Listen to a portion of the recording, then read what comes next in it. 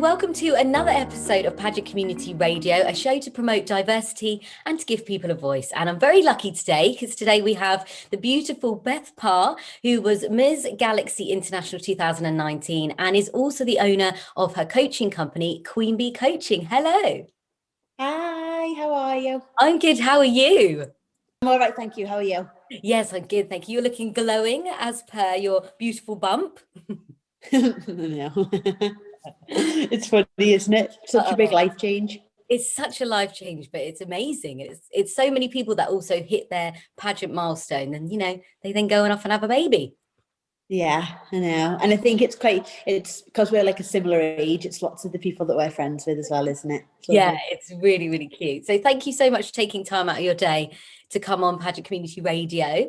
And I'm sure everyone is so intrigued to hear everything about your journey in pageantry. But can you start with the very first pageant you ever competed in? Yeah, so I was 17 or 18 and my mum's friend actually entered me into a competition called Wirrell's Top Model, and it was just a little local competition. I wouldn't really even call it a pageant, to be honest. Every month there was like 12 of us in like a What's On magazine, and people had to text in and vote for the winner. The winner got to go on the following month's front cover of the magazine. Ooh. And then at the end of the 12 months, the 12 of us who'd been on each cover did like a live final, and it was in like a bar. I love it. And there was a stage put up and stuff, but Primark actually sponsored it. And we had to do a round that was in Primark underwear, and I'm pretty certain I was only 17. And now when you think about it, you think, I don't actually know if that was very appropriate. Yeah, was that okay or not? I don't know. Yeah, I really don't know. But well, we met. I think we met in Miss Grand in 2015. But a long time ago. Yeah, it was a long time ago, and it was in Oxford, wasn't it? And we were running around trying to collect money. I don't know if you can do that anymore with buckets. Yeah, just like around with buckets in the streets, did you? I know. So take us up to, when we competed in, I'm just going to say because we competed in Ms Galaxy, and I placed top 3, but I won. And do you know what? I've never been so happy for a contestant that was in my category to win before. When you won, I was like, yes! And I think I said it to you like way before. I was like, why have you aged up? Like, that's really annoying. It's supposed to be Miss, weren't you? And then when you got there, you were like, I'm now Ms. I was like, no. Honestly, I couldn't get over the fact that I was Ms. I found that a bit of a struggle to accept to begin with. Yeah. I'd done Galaxy England the year before, and I think at that point the Ms age range was like 30 plus. So I had like 3 years. I was going to do the Miss category again. And then the category age range changed to 28. And I was like, I'm in the old girl section. Hey, less of the old. Honestly, but that's how I felt. I remember you saying, and I was like and honestly, like had I not aged up, you just don't know the dynamic of, like, say, Kelsey and Joanna absolutely smashed the Miss section. Yeah, I might never have got to go, or like you just don't know what the setup of our team would have ended up. And we honestly were like a killer team. Yes. And it was such a good year to be a part of. So now I'm so grateful that I aged up, because we just went the best group of girls. Yeah, that sounds amazing. Literally. So then the stage, when you hit the stage, is it just like everything I can imagine, really? Oh, and more. Like at the Galaxy pageant, they use like dance music for most rounds, and the buzz you get from the dance music is just unreal. Remember me and Charlotte Clemmy just danced backstage the whole time because the music was just so sick. It's just unreal. So what was that winning moment? What did it actually feel like when they didn't say your name for first runner-up? Honestly, I don't really know, because you're kind of so shocked that you're a bit like, really? Yeah. And also, like, Australia, who came second, Tammy, she was just the nicest person ever. And I think she was like a little bit of a dark horse, and kind of like once people saw her in rehearsals, everyone was like, who's that? She's amazing. So standing in that top two moment, you kind of accept like, wow, I've done amazing, I've come second. Yeah. And that's kind of where you are. So because you're already processing second place, you almost miss it. Yeah. And so when she hugged me and congratulated me, I was a bit like, what? I remember your face, you know, that I'm sure someone's made a meme out of that, where you're like, oh, and it was the best face. Yeah, I think there's one from UK and one from America. Yeah, there is. Well. Yeah. Everyone knows I'm expressive. That's okay. Yeah, no, it's great. Oh, what a great moment. And then obviously being able to be an international queen with Joanna as well, which is fantastic. It was really, really special because me and Jo had been friendly for a couple of years.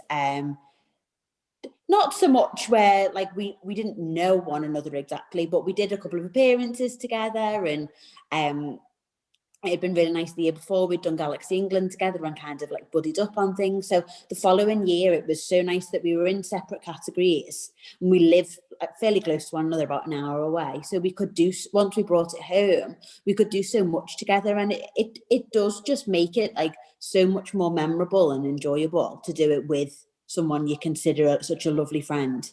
Yeah. So would you say that that's it for pageants now? Or absolutely. No, you can't say that. Never say that. No. I've always, years and years gone by, I've been like, never again. Yeah. But I think what I go through after a big competition is like a real sense of like, almost like a sense of calm down, you know. So like you've been on a diet, you've been training in the gym, you've been doing your appearances, your life has been so dedicated to that competition for so long, and then it all stops and you go, why was I choosing to go and do all that instead of lying in bed? Like bed is amazing. And so you go like the complete like polar opposite, and you're like, no, I'm never doing one again, it's too much, blah blah. And then after about 3 weeks, once you like your emotional levels have settled a little bit, you start getting that itch again, don't you? Yeah. But that itch has never come. Oh, really? I had my year as Miss Galaxy and it was absolutely unreal, but my life is in such a different place with being pregnant and change of jobs, and me and Kev have bought our forever home, and I just like to be on the other side of things now. And yeah, and obviously because of COVID, it's obviously been difficult, and you've still been able to train with girls, I'm assuming, but like obviously not being able to do face to face is difficult. Yeah, I really, really rate face to face. I think it's so much more beneficial. And it's just been one of these things, unfortunately. We got going around, I think it was like August, September, and the restrictions were lifted enough to be able to have 2 people in a studio, masks, and that sort of stuff. Yeah. But then we had tiers brought in, which meant that unless you were sort of in the same area, it was very difficult to train because people's tiers were different. Mm-hmm. Then we had the November lockdown, then we had Christmas, and then we had January lockdown. Exactly. So it's been a bit slower than I expected it to be, but it is what it is. And once things are back up and running more normally, then there's no reason why. Well, once I've had the baby. Oh yeah, and the baby. Don't forget the baby. I've got to ask you, because obviously it's Pageant Community Radio to kind of promote diversity. What do you think is important about diversity in pageants? Oh, absolutely everything is important about it. I think when you, especially at the moment, because we have been so kind of confined to our hometowns and our home comfort and the people that we spend all of our time with, we can kind of forget that there's a bigger world out there. And I think it's so important, or I don't know if important is the right word, or whether it's more like special in pageantry that we have diversity, because I think in day-to-day life you probably especially for someone like me coming from like quite a small town, you don't get that diversity day to day, and it's so good to learn about other cultures and other religions and whatever background people come from. Pageantry exposes us to that, or gives us the opportunity to learn about that, and I think it's something that I have experienced on, you know, an even bigger scale because of the international pageants. But I do think that even the national pageants now are becoming more and more diverse than they were, say, 10, 11 years ago. Yes, massive. And I think it's just about making sure that everybody knows about what the opportunities are. I think at the moment, or for a long time, there's been a huge pageant community in the north of England. Yes, and, that's true. And it is trickling more south. And I do think there is a much more diverse culture down south than there is maybe closer to where I live. What advice, if you've got any advice you could give anyone starting in pageants now? Oh, I would say do your own thing, because I think it's very easy to kind of see last year's winner or see like the girls who like everyone knows and kind of try and emulate them. And don't get me wrong, that the girls who have won have obviously done something right, but trying to be somebody else or emulate what somebody else has done is not the authenticity that a judge is looking for. I think learn from them, but still remain who you are and do it your way. Because I think there's been years in the past where I've tried to be a certain someone or to wear a certain dress because I thought it was the what's the word? Like the thing to do, I guess. Yeah, just like the right thing to do, the right recipe for success. And it just isn't, because then when you don't win on those times, you think, oh, I wish I'd just done it as me. Like, I wish I'd just been myself and relaxed. And so, yeah, do your own thing, learn from people, take advice from people, but always remain sort of true to yourself. That is such great advice, and I completely agree. So if anyone wants to get in touch with you, how can they get in touch with you coaching? How can they follow your new journey of being a mum? Queen Bee Pageant Training, and it's just the letter B. There's no spelling of it. So QUEEMB Training on Instagram, and just drop me a message on Instagram, and I'm always happy to gab away in private message if people would rather than people just want a little bit of advice. You don't have to come and see me or like book in for any advice or help, but if you would like some, then we can just arrange some training that way. That's lovely. Let's see, gab away. And you're having a little girl because you put it on Facebook, which is so Is she gonna be a little pageant queen? If she wants to be, I am super open-minded about that sort of thing.